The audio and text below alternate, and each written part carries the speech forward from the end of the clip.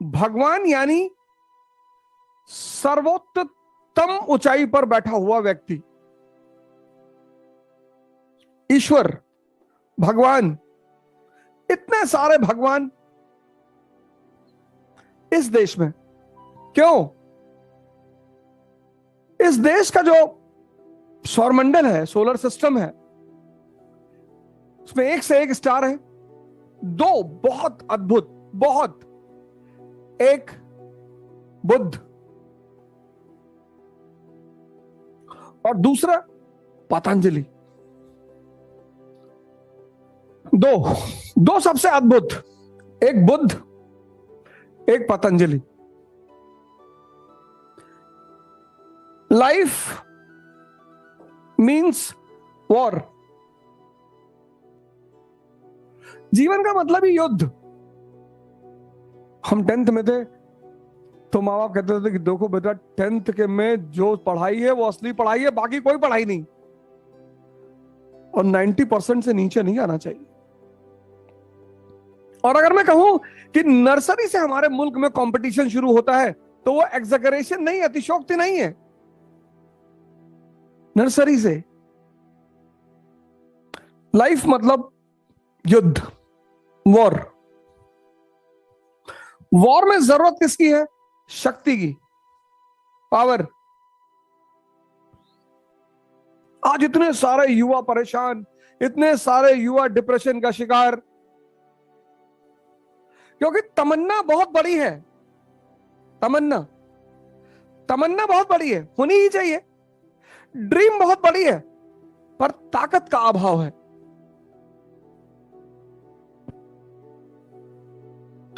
तमन्ना बड़ी होनी ही चाहिए। T=T। तमन्ना बड़ी है, ड्रीम बड़ा है, पर ताकत का अभाव है। ताकत। अब ये ताकत कहां से आएगी? एलोपैथिक दवाइयों से, मोटिवेशनल क्लासेस से, नशे से। ये जो ताकत की जरूरत है इस तमन्ना को पूरी करने के लिए, ये जो पावर की जरूरत है, ये ताकत कहां से आएगी? मेडिसिन से, मोटिवेशन से। मोटिवेशन मजदूरों के लिए होता है, राजाओं के लिए नहीं। जिससे मजदूर ज्यादा काम करें, फैक्ट्री में ज्यादा आउटकम दें। मोटिवेशन। हेनरी फोर्ड ने शुरू किया था मोटिवेशन, जिससे कि उसके मजदूर ज्यादा काम करें। 8 घंटे का तो शेड्यूल है, लॉ के हिसाब से आप किसी मजदूर को 8 घंटे से ज्यादा काम नहीं करा सकते। लेकिन अगर वो खुद करना चाहे, किसी भी वजह से, कि मैं अपने राष्ट्र को ताकतवर देखना चाहता हूं, तो उसके लिए उसे मोटिवेट करना पड़ेगा। तमन्ना पूरी करने के लिए ताकत चाहिए, चाहिए ही चाहिए। अब ये ताकत कहां से लाओगे? मेडिसिन से? प्रोटीन खाओगे? ये ताकत कहां से लाओगे? मोटिवेशन से? ये ताकत कहां से लाओगे? नशे से, इंटॉक्सिकेंट्स। इसके बड़े सारे रूप हैं। टोबैको, सिगरेट, शराब और न जाने क्या क्या। लेकिन ये सारे सोर्स क्षणिक हैं, क्षणिक, टेम्परेरी। और ये सिर्फ टेम्परेरी ही नहीं है, ये टेम्परेरी ही नहीं है, ये हानिकारक है, डेंजरस। ताकत चाहिए तुम्हें, ताकत। कृष्ण जैसी ताकत, राम जैसी ताकत।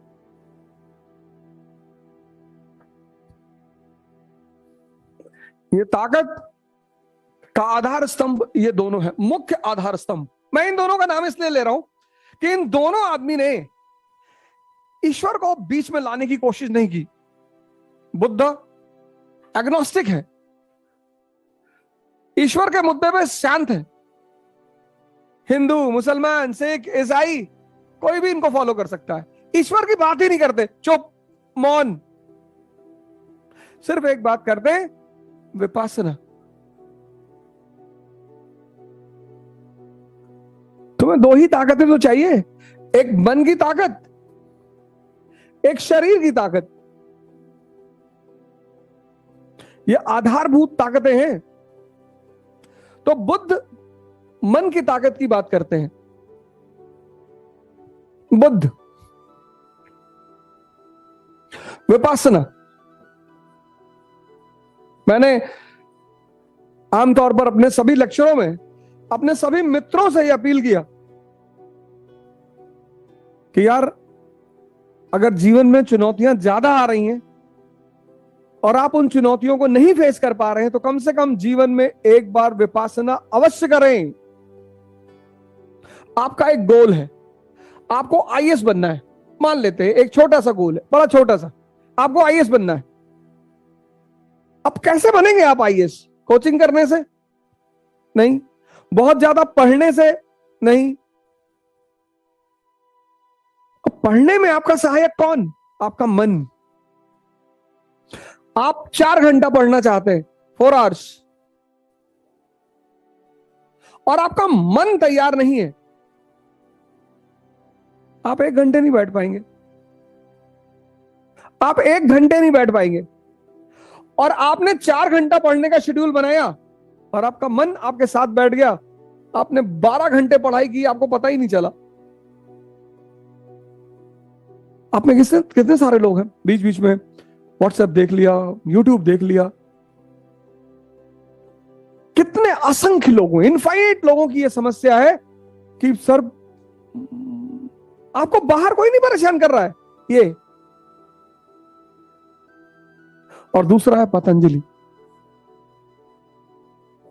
योग, बहुत जबरदस्त कॉन्सेप्ट योग। आमतौर पर जैसा कि मैंने बहुत सारे लोगों को देखा, योग मतलब एडिशन, जोड़ना। आमतौर पर लोगों का मानना है कि योग मतलब शारीरिक एक्सरसाइज, फिजिकल एक्सरसाइज नहीं। और पतंजलि ने भी ईश्वर को बीच में नहीं लाए, ना तो बुद्ध ईश्वर को बीच में लाए और ना पतंजलि ईश्वर को बीच में लाए। योग मतलब जोड़ना। किसको? कॉन्शियस, हमारी चेतना, और ब्रीदिंग, हमारी सांसें। आप गुस्सा होते हैं, सांस की रफ्तार बढ़ जाती। आप डरते हैं, सांस की रफ्तार बदल जाती। आप रिलैक्स होते हैं, सांस एकदम धीमी होती है। आपने कभी गौर किया कि आपकी मनोदशा का सीधा संबंध आपकी सांसों से है? योग में एक बड़ा विशेष महत्व है कि किस अवस्था में सांस को बाहर फेंकना है और किस अवस्था में सांस को अंदर लेना है और किस अवस्था में सांस को धीरे धीरे छोड़ना है। आज बहुसंख्यक लोग शुगर के मरीज हैं, डायबिटीज के,